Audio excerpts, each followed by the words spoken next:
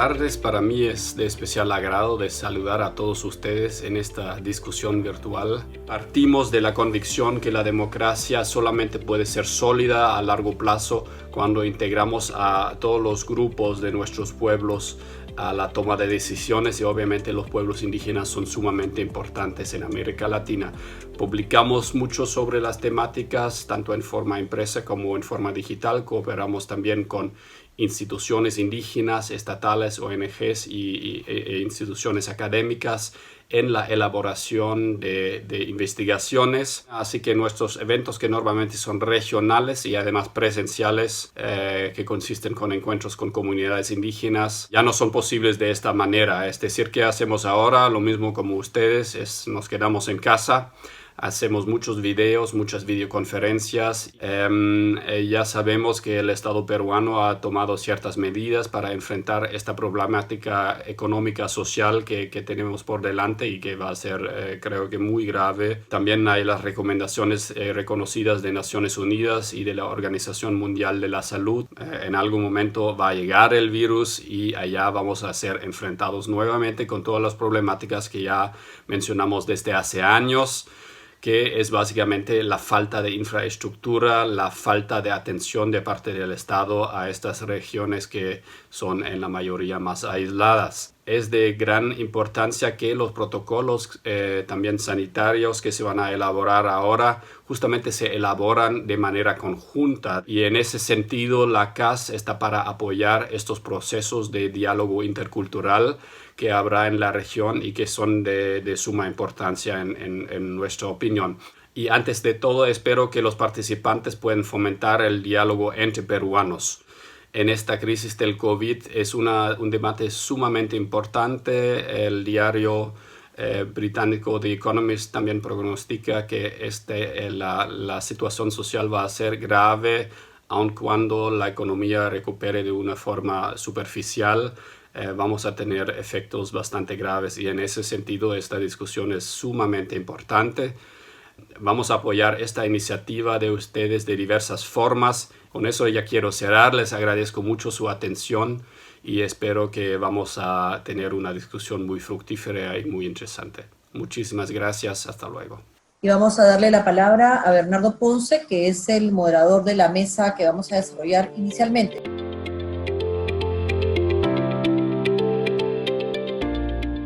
Bueno, ante todo, Marisol, muchísimas gracias por habernos invitado como programa regional a formar parte de este importante encuentro. Un primer elemento, un primer común denominador, tiene que ver con la atención insuficiente de parte de los gobiernos hacia las necesidades específicas de salud de los pueblos indígenas. Este espacio surge ante la necesidad de lograr una mejor coordinación entre los liderazgos, las comunidades indígenas, con los diferentes niveles de Estado para que las necesidades de salud sean atendidas adecuadamente. Hay diferentes antecedentes cuando hablamos de cómo ciertas enfermedades, ciertas pandemias han afectado antes del coronavirus a los pueblos indígenas. Se ha hecho referencia, por ejemplo, a la manera en la que la malaria o la hepatitis ha tenido un efecto tremendamente negativo para la salud de las comunidades indígenas. Y sin más, voy a dar la palabra al señor Lizardo Cauper, presidente de la Asociación Interétnica para el Desarrollo de la Selva Peruana,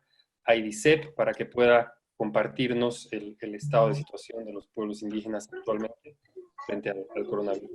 Ok, muchas gracias a los que están presentes en esta oportunidad. Bueno, la situación en la Amazonía peruana con esta pandemia COVID-19 en las comunidades es crítico y nos preocupa mucho porque las comunidades también están acatando, aislados en sus comunidades, cerrando ríos, carreteras para no tener ningún tipo de contagio. COVID-19 ya está en las comunidades, ya están muriendo nuestros hermanos y hay cantidad en sus casas con esta enfermedad, y hay que entender que la Amazonía no solamente está enfrentando, quiero decir, dengue y COVID nos están matando.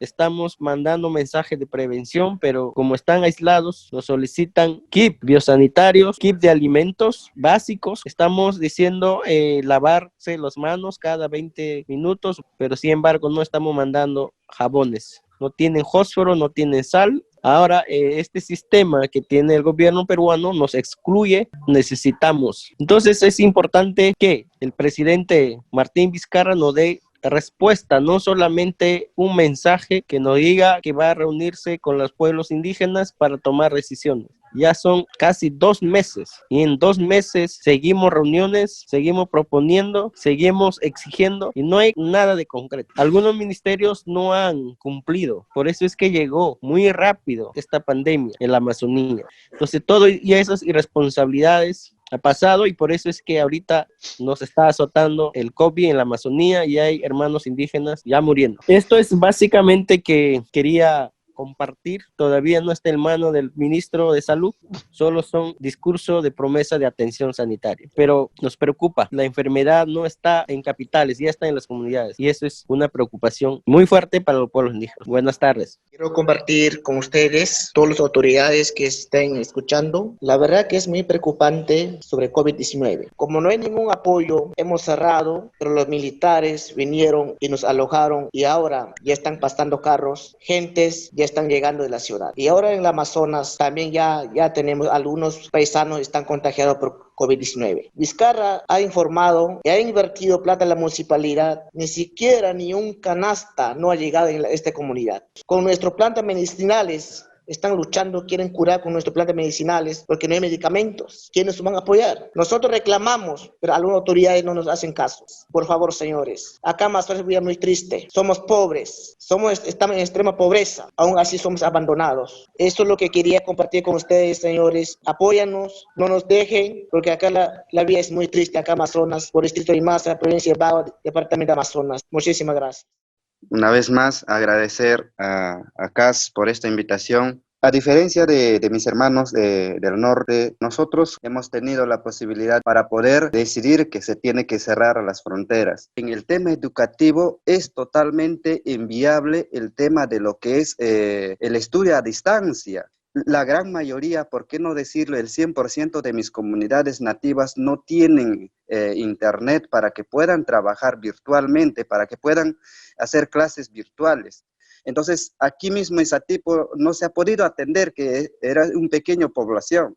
Imagínate que esto suceda con el coronavirus, yo creo que va a ser imposible de poder atenderlos. Entonces es importante, yo creo que la participación nuestra para poder ver qué podemos hacer para ayudar a nuestros hermanos, le capacitemos cómo se va a prevenir para que no se contagien a nivel de toda la comunidad.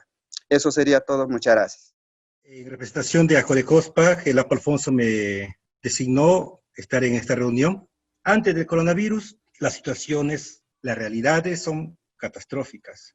Desabastecidos de medicina, muchos puestos de salud han sido abandonados por los técnicos, por los enfermeros, porque no les pagaban. En cuanto al abastecimiento de alimentos, hay que ver 2 tipos de pueblos que está dentro de Acolecospa. Uno es el Cucama y otro es el Urarinas. El Cucama, por su naturaleza mismo, donde es una cuenca que está en el Marañón, no fue tan avasallada por la actividad petrolera. Tienen todavía el pescado, tienen el plátano, tienen la yuca, tienen alimentos que les va a permitir subsistir. Hay otras cosas que les hacen falta, como el tema del jabón, detergente, sal, azúcar, gasolina, entre otras cosas que ellos sí requieren. En el caso del Urarinas, sus territorios han sido fuertemente impactados por la actividad petrolera, porque el territorio está fuertemente impactado por los derrames constantes que hubo por la tubería, que ustedes ya saben cómo está. Nos están comunicando fuertemente que no tienen que comer, y literalmente es una realidad, no tienen que comer. El primer día que declararon la emergencia, la cuarentena, el Apo Alfonso convocó a todos los que apoyamos a Acolecospa para informar de esta crisis a nuestras comunidades. Vamos a tener que dar pase al siguiente hermano. Entonces invitamos al moderador de la segunda mesa, por favor. Sí, buenas tardes con todas y con todos. Mencionaba ahora Lizardo que se había entregado, que no se ha entregado todavía, lo están haciendo, y el MINSA lo que nos dijo hoy es que al 20 de mayo van a tener un plan piloto para Loreto, pero no tenemos todavía en perspectiva ni un plan para los pueblos amazónicos, y más allá un plan nacional de pueblos indígenas. lamentablemente las ayudas siguen llegando de diferentes sectores, generando un mayor riesgo por el tema de los contagios que ya están presentes. Es lo que han dicho las comunidades y la necesidad de que los pueblos indígenas formen parte del Comando Nacional COVID, que es un tema de necesidad también en este momento, para que ellos también tengan una palabra. Nuestra querida África, ella es antropóloga y presidenta de Perú Equidad, a quien le dejo en el uso de la palabra, África. Gracias, Javier. Es claro que mientras más memoria tienen los pueblos indígenas, mayor capacidad tienen de responder a los temas de salud, que es completamente contrario a lo que proponen normalmente no solo el Ministerio de Salud, sino todos los otros sectores. Y la verdad es que mientras en la burocracia, en el Ministerio revisa a ver si está bien, si encaja legalmente con el plan, el rol rector del Ministerio, se les están escapando los tiempos y llegándoles las olas de los varados y de este nuevo tipo de escenario con lo de los alimentos, que es distinto para el que estaríamos medianamente preparados, que es que vayan apareciendo un caso, 2 casos, 3 casos y pudiendo aislárseles dentro de una comunidad. Si miramos esto que se llama la observación 14 de PIDESC, donde se establece claramente el tipo de medidas específicas que se requiere para mejorar este derecho fundamental a la salud, que es a su vez un medio indispensable para poder disfrutar de los otros derechos. Cuando tengamos la oportunidad de disponer de vacunas, es que la brecha que va a haber entre los pueblos indígenas amazónicos y el resto de la población o la población urbana va a ser insalvable, porque hace tiempo que se está diciendo que esto es lo que podría pasar. Me quedo acá. Gracias. Continuando con lo que han dicho los colegas, hay una situación concreta aquí de vulneración de derechos de los pueblos indígenas y hay un marco conceptual que el Estado tendría que tomar para guiarse y para orientar sus acciones en torno a qué medidas son, qué criterios son los que pueden organizar su acción. Efectivamente, la observación número 14 del ECOSOC, que habla específicamente de la salud intercultural y de la prevención y la acción especializada en casos de pandemia para los grupos indígenas. Y lo que revela la pandemia, como en todos los casos, es la situación estructural que está detrás. El problema de la salud intercultural desatendida no empieza con la situación de la pandemia. Como bien dice Blasco Lizardo, lo que está revelando es todo el drama que hay detrás y mucha gente está muriendo no de COVID sino de dengue, porque los hospitales ahora ya no atienden el dengue. Y los dirigentes de DECEP no nos dejarán mentir, hubo un nivel de diálogo entre el Ministerio de Salud y las organizaciones indígenas para avanzar en la idea de un plan de acción, pero ese proceso se truncó. Después de una larga discusión con el Ministerio de Salud se decidió que todo el tema pase al Ministerio de Cultura y allí se quedó. De parte de la sociedad civil internacional estamos actuando, hay 225 organizaciones que le han escrito al gobierno del Perú y a los 9 gobiernos amazónicos y estamos tratando de tomar medidas para apoyar. Vemos también esas medidas de apoyo y estas acciones a las autoridades del Estado para tener algún nivel de coordinación y acción conjunta, porque esto es algo que a todos nos resbala. Gracias. Gracias por la invitación nuevamente. Más preocupante es aún saber que, por ejemplo, el MINSA está elaborando un plan que no se sabe, o por lo menos da la impresión que no está articulado con este plan nacional diferenciado para pueblos indígenas. Cuando ya han pasado más de 50 días de iniciar la pandemia y cuando ya se están muriendo, están contagiándose cada vez más indígenas. Una cosa importante para ir terminando esta intervención, los pueblos indígenas y sus organizaciones están exigiendo para que, digamos, las medidas técnicas que se van a aplicar, porque todavía no se aplican de una manera estratégica, solo de manera desarticulada, se pueda hacer de una manera diferente. Están exigiendo que la Comisión Multisectorial de alto nivel a nivel nacional y también a niveles regionales y locales tenga una participación activa y efectiva de los pueblos indígenas a través de sus organizaciones representativas, ¿no?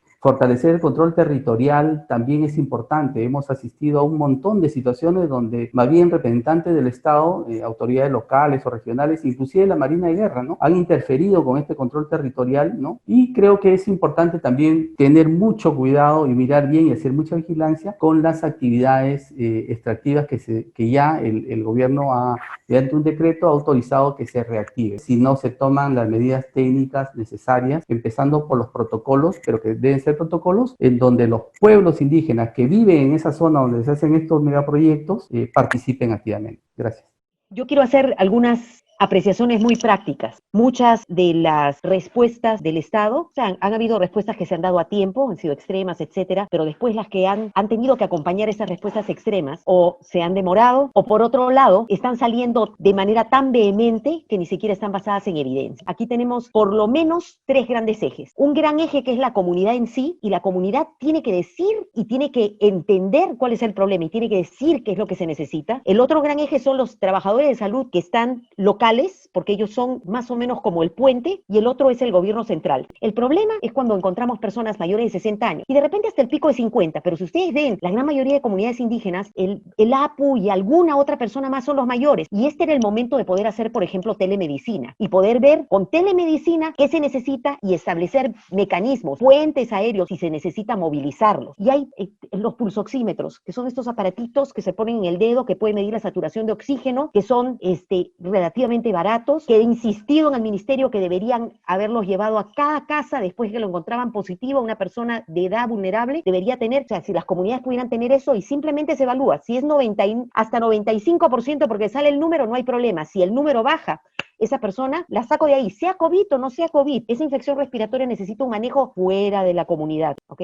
Aislamiento, identificar a los más vulnerables, encontrar canales para poder dar atención de salud sin riesgo, para mí eso es telemedicina, y poner algunos puentes que nos podrían permitir en determinado momento sacar a la gente que requiera manejo, y tal vez tecnología muy sencilla, porque basta con que tengan el pulsoxímetro y le tomen una foto al celular, lo que dice el pulsoxímetro, inclusive si no lo entienden, o con el celular decirle, ponle esto en el dedo, aprieta el botón rojo, porque así funciona el pulsoxímetro y podríamos estar manejando alguna de estas cosas. Las pruebas no curan a la gente, por si acaso. Entonces la desesperación por hacer pruebas a todo el mundo crea la falsa sensación de que las personas que tienen una prueba negativa están sanas, y eso no es cierto. Y ese concepto, porque no lo he escuchado aún de las comunidades indígenas, pero yo lo escuché de todo el mundo, congresistas, policías, fiscales, la gente de la calle, y la verdad es que es un error. Las pruebas solamente deberían ser para los que tienen síntomas. Entonces, ese es un gran tema que también lo quería poner sobre la mesa. No necesitamos ir a llevarles pruebas, porque eso también podría ser contraproducente. Ahí acabo. Les voy a compartir mi pantalla. Tengo una pequeña presentación. El indicador RT básicamente lo que indica es el multiplicador de avance del contagio. Todo aquel indicador que está por encima de 1 genera contagio, multiplica el contagio. Todo el indicador se encuentra por debajo de 1, mitiga, reduce el contagio. Ahora bien, ¿dónde estamos nosotros? Aquí lo que les muestro es el avance del indicador a nivel de regiones a la fecha de ayer, al día de ayer, en donde vemos que, lamentablemente, en el Perú, ninguna región y ningún distrito particularmente esté aún por debajo de 1. En el caso de las regiones amazónicas, vemos Amazonas está en 1.44, Loreto en 1.67, Madre de Dios en 1.64, es decir, todavía el multiplicador de casos está por encima de 1, o sea, el contagio está abierto, la mandíbula está abierta, el contagio sigue creciendo. ¿Cómo se han implementado mejoras? Bueno, el cuadro de Lima, que fue justamente el que se divulgó ayer en diferentes medios de prensa, para entender que a partir de ahora y en adelante este indicador tendría mucho más sentido seguirlo, monitorizarlo, más que únicamente la data agregada de la cantidad de contagios y de la cantidad de fallecidos. Ahora bien, en esta matriz, yo sé que la data está en inglés, pero básicamente hay 42 medidas que se han venido implementando en diferentes países para mitigar o controlar de alguna manera la población, desde las más económicas y baratas hasta las más costosas. Pero en el caso de las regiones no Lima, no de las grandes ciudades, pensaba que las medidas inmediatas que nos van a permitir salir del martillo, ¿no? Ya bailar la cutipa, el traslado de la casa hacia el mercado o centro de trabajo, y del centro de trabajo o del mercado hacia la casa. Esos son los dos vectores principalmente que movilizan a las personas independientemente de donde se encuentren. El control de acceso a un mercado. Yo voy a comprar mis alimentos, hay un punto de control de ingreso en donde nadie probablemente me identifique como no portador o no usuario de una mascarilla. Eso debería ser obligatorio. Ahora, esto es implementable, sin duda es implementable, pero requiere de la participación de las autoridades locales, regionales y de todo el soporte logístico que las instituciones como las Fuerzas Armadas y la Policía Nacional pueden proveer para incorporar estas medidas de control. Con eso termino y les agradezco el tiempo. Buenas noches a todas y todos. Tenemos que comenzar a entender mejor esta pandemia, tener los conocimientos tanto occidentales, médicos, epidemiológicos, estadísticos y aquellos que nos brinda justamente la ciencia médica y otros tipos de ciencias, pero también en un diálogo concreto con los pueblos indígenas para poder entender en la práctica cómo se podría implementar este tipo de políticas, conocimientos y mecanismos que se requieran para poder responder de manera urgente ahora. Lamentablemente de parte del Estado está casi a oídos sordos y prácticamente el tema de participación es un tema no tomado en cuenta. Entonces, con esta situación, ¿cómo hacemos para que se aseguren políticas? ¿Cómo hacemos entre esta condición en donde el Estado está sin escuchar, en donde tenemos claro que hay experiencia, en donde tenemos claro que hay una situación de urgencia? ¿Cómo es que podríamos abordar desde una política, ya sea nacional, ya sea regional, para que podamos atender de manera urgente la pandemia? Entonces, dejo ahora sí a los ponentes como a los que van a hablar. Buenas noches ya con todos, con todas. Y concretamente en materia de derechos de pueblos indígenas, la comunicación, ¿no? Más allá del irrespeto que ha habido en general en estos 52 días por parte del gobierno hacia los pueblos indígenas ha sido flagrante. La pésima comunicación, e incluso ayer mismo el ministro estuvo anunciando un encuentro para hoy con las organizaciones indígenas. Nosotros pensábamos que se refería concretamente a esta reunión que de alguna manera el grupo de trabajo de pueblos estaba buscando realizar, pero finalmente no. Entonces, hasta que no se activen cuestiones a nivel nacional ante una dirección de pueblos, la capacidad de acción de los gobiernos regionales es muy limitada, ¿no? Se ha dicho que más o menos el 91% de las comunidades nativas en general no tienen un centro, una posta médica cerca, o si la tienen a 4 horas, ¿no? Entonces, el reto creo que es complejo en una situación de emergencia y ante estar ya, yo creo, en una situación de devastación de muchas de estas comunidades, porque como lo han mencionado, allí ya está el virus, ¿no? Entonces, eso es lo que podría señalar de manera general ahora. Muchas gracias. Bueno, muchísimas gracias por la invitación. Lo que estamos observando es que por un lado se está tomando especial atención a la situación de los pueblos indígenas que están en las zonas más alejadas, como son las comunidades nativas de la Amazonía. Tenemos que tener, digamos, una mirada puesta en los indígenas urbanos. Tenemos aproximadamente 4 millones de personas indígenas viviendo en las ciudades, en el Perú. Entonces tenemos, por ejemplo, situaciones como el hecho de que población quechua hablante se regresa a Huancavelica y de pronto ahora tenemos una situación grave de incremento de casos en Huancavelica. Y entonces tenemos ahí dos frentes, ¿no? El COVID en relación a los indígenas urbanos y el COVID en las comunidades nativas, ¿no? En las comunidades andinas que están en las zonas rurales. Nosotros esperamos que en verdad la administración estatal de los ministerios cambien de enfoque, porque hasta ahora lo que vemos es que para muchas cosas se sigue haciendo gestión pública como si estuviéramos en un escenario normal, ¿no? Entonces, estamos insistiendo semana a semana que se tomen mejores medidas con relación a los mercados, porque así se aseguran varios derechos. Por un lado, la alimentación, por otro lado, fuentes de trabajo. Debiendo más bien de ampliar los horarios para que haya menos aglomeración, se restringieron los horarios y eso ha sido perjudicial. Más allá de lo que diga el plan que vaya a sacar el gobierno sobre los pueblos indígenas, que yo me temo que puede ser que sea un plan de generalidades, ojalá que no sea así, creo que es importante que podamos identificar escuchar qué propuestas muy concretas y planteamientos y pedidos concretos se les hace a los alcaldes o a los gobernadores o a los ministros para poder ayudar a encontrar más rápido soluciones a las necesidades urgentes que tiene la población. Muchas gracias. Y gracias por darse el tiempo de comunicarnos toda esta información tan valiosa de primera mano. Por ejemplo, ¿no? en lo de hoy, ¿no? Que no solo nos estamos enfrentando al COVID, nos estamos enfrentando a lo que el COVID hace para que el dengue nos mate, ¿no? O sea, ya no tenemos espacio para protegernos del dengue porque el COVID ha monopolizado, digamos, el espacio y ya nada más se trata.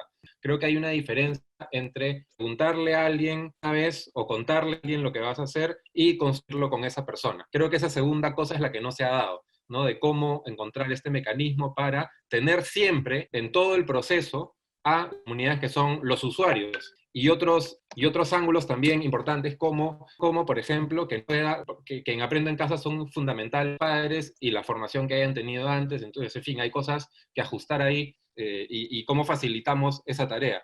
En fin, yo me llevo una serie de cosas. Y una cosa más, persona para identificar estas propuestas concretas, yo me imagino que la lógica me dice las mismas comunidades. La comunidad es la que va a traer esos temas concretos, entonces esa es la razón que justifica la participación, no solamente al inicio, para estar y dar su opinión inicial, sino el seguimiento a estos protocolos que tienen que ser vivos y no tienen que ser solamente de una parte. Que voy a seguir trabajando en esto, y que voy a llevar esta voz a la mesa con la ministra, y de que voy a hacer junto con mi equipo seguimiento de las cosas, ¿no? Con la mejor disposición y con todas las ganas del mundo, ¿no? de ser útil de alguna manera.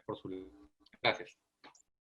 Muy buenas noches con todos los hermanos y hermanas. Hemos tenido reunión de sordos, ¿no? Y lo peor es que han pasado 50 días. La ministra de Cultura, que estaba encargada de elaborar un programa de protección o protocolo, nos decía que lo estaba denominando para los pueblos indígenas, no lo haya concluido en realidad, ¿no?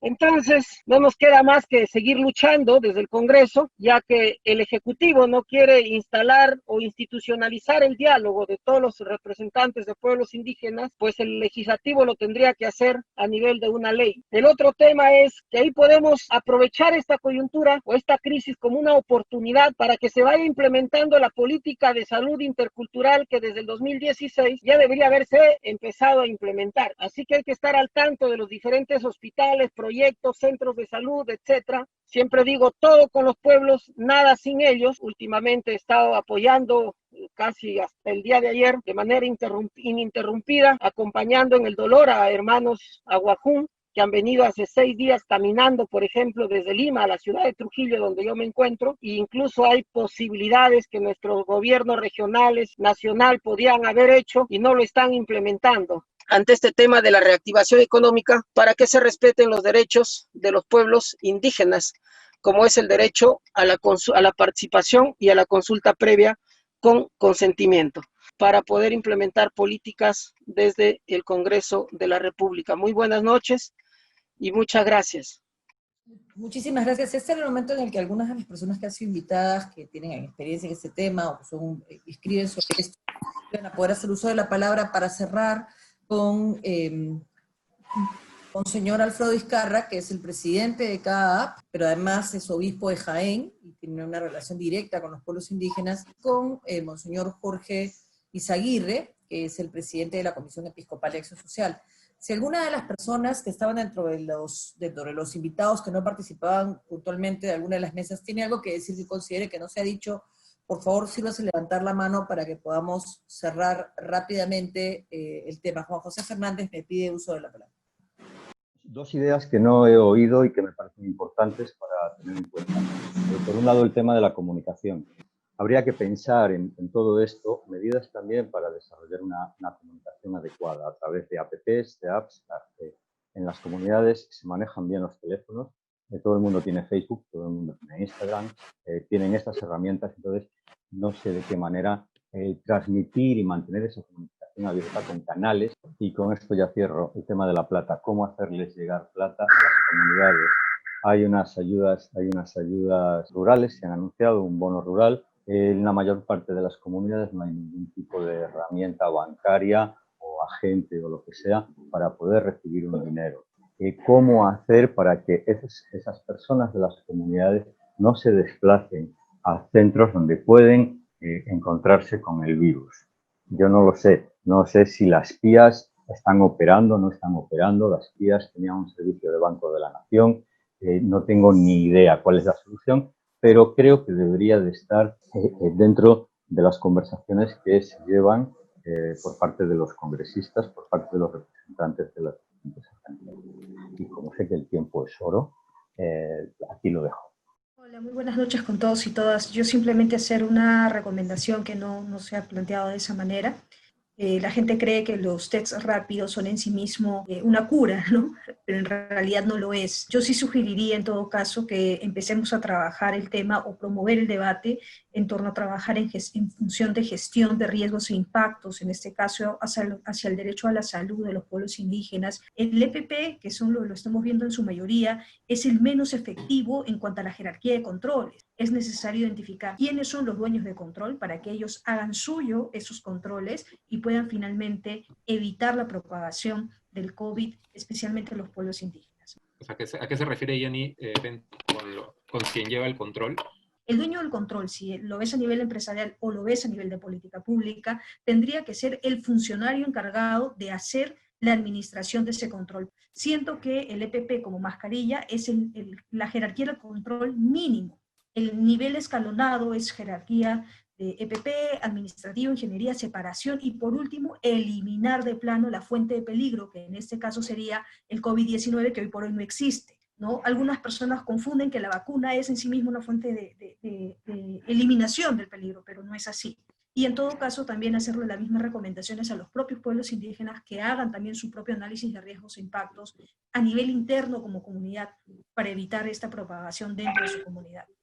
Quería hacer hincapié en una cosita que es el tema de participación indígena, que creo que es algo que todos estamos de acuerdo acá. Y hay una propuesta concreta que presentaron las organizaciones indígenas que de hecho se incluyó como línea de acción en la propuesta que hizo el especialista que está trabajando sobre este plan de pueblos indígenas, que recoge este tema de la participación, lo aterriza, es decir, hacer comités de articulación nacional que lo integren la PCM, la Defensoría del Pueblo, el MINSA, el MIGIS, el MININTER, Vivienda y Saneamiento, MINEDU, MTC, los gobiernos regionales y las organizaciones indígenas nacionales. Y también armar comités de articulación regionales y provinciales.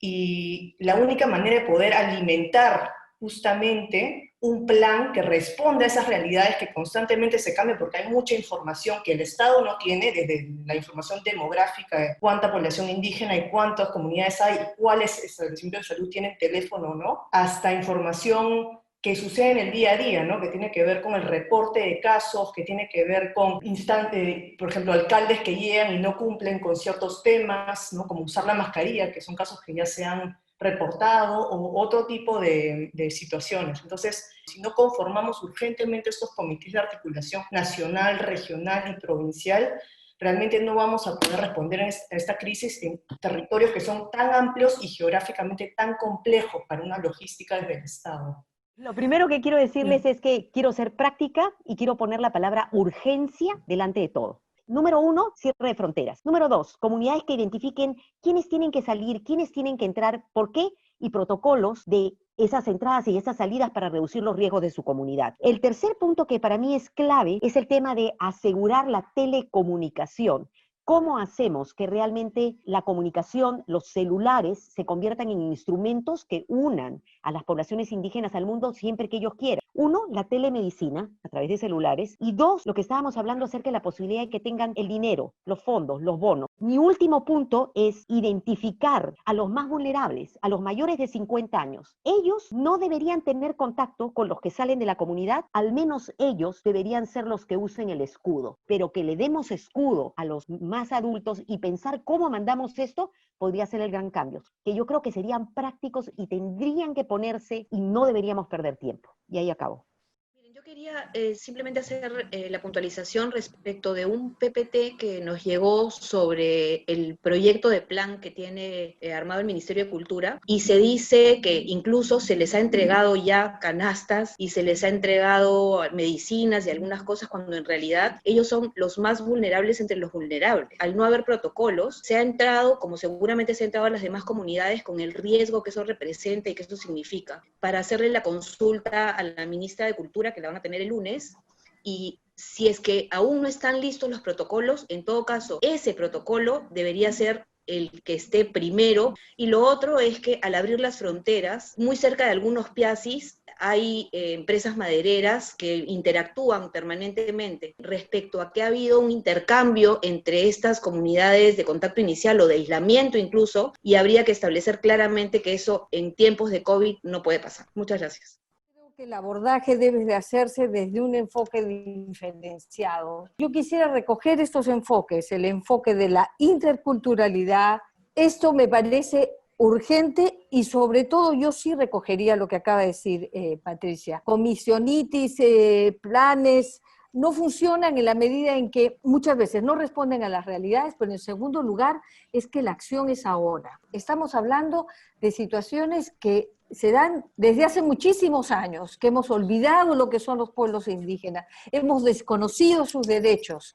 Y aquí hay un tema fundamental: ¿cuánta gente muere hoy día en las comunidades indígenas por el dengue? ¿Cuánta gente va a morir y va a seguir muriendo por el COVID? Entonces creo que la intervención es ya, es ayer esta intervención. Muchas gracias.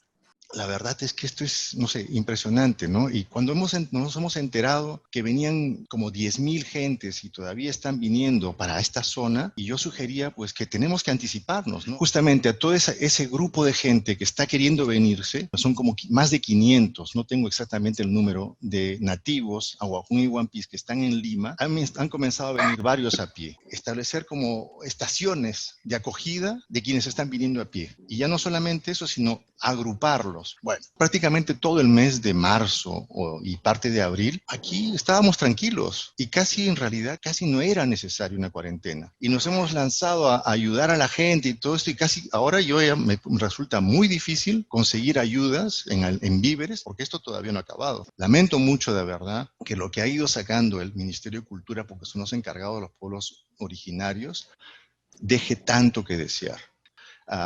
Estamos aquí haciendo lo que se puede, trabajando en comunión con todo el mundo. Buenas noches, y a todos los asistentes, agradecerles su participación. Lo social, la acción social es clave para nosotros como iglesia.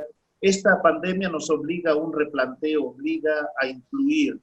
Esta pandemia saca a la luz a los hambrientos, los de extrema pobreza, los enfermos que no tienen atención básica de salud. Si añadimos aquí el grave problema de la visión económica extractivista que entra y arrasa con todo, pasa por encima de esa cosmovisión, esa mirada más mestiza, colonizadora, explotadora, extractivista de cara a los recursos, es un gran tema que tenemos que tomar. Estamos dispuestos desde SEAS también a acompañar todo este proceso y tomar este papa caliente y hacer lo que debemos hacer por atender, acompañar los vulnerables y los más pobres. Gracias a todos ustedes por este interesante conversatorio que aquí no acaba, no hemos logrado resolver muchas cosas, pero una aproximación al tema que requiere mayor seguimiento. Damos las gracias a todos, nos despedimos, les haremos llegar el documento de resumen y las estrategias que se adopten, así como les solicitaremos la ayuda para ellos. Muchas gracias a todos por su tiempo.